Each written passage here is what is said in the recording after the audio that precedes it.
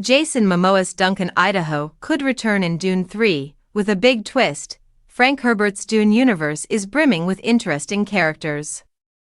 From brutal Harkonnens to heroic Atreides, conniving Reverend Mothers to heartwarming Freemen, the franchise has no lack of interesting people.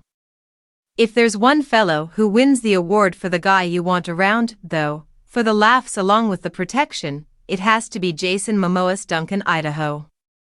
From his surprisingly mundane last name to his relaxed nature to his battlefield prowess, Idaho is a standout character in Dune.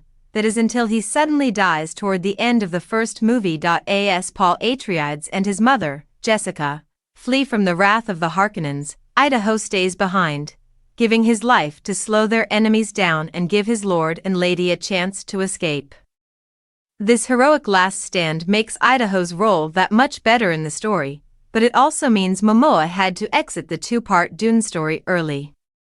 The good news for fans of Momoa's memorable performance is that there's a strong chance they'll see the loyal member of House Atreides again in director Denis Villeneuve's sequel to Dune's two-part first story, Dune Messiah. In fact, it's highly likely. The catch? He won't be quite the same person since, in the books, Idaho's character returns in the sequel in the form of a ghola. What is a ghola? We're glad you asked. Let's break down the strangely lifeless yet resurrected invention of Herbert's to see how Idaho might come back different in the third act of Villeneuve's Dune trilogy. Despite its human-centric storyline and lack of artificial intelligence, the thinking machines of the Dune universe were exterminated in the distant history of the Butlerian Jihad.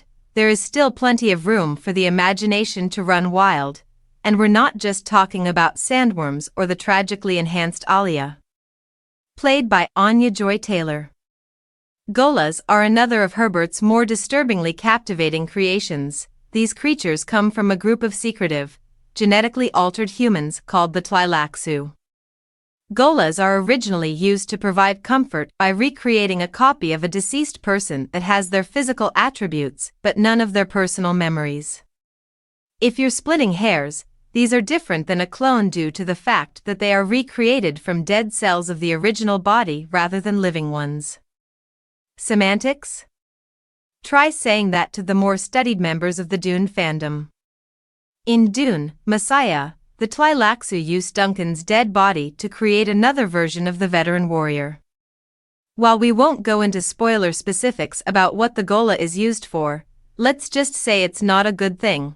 This opens the door for a Momoa return in the sequel story and third movie of the cinematic franchise.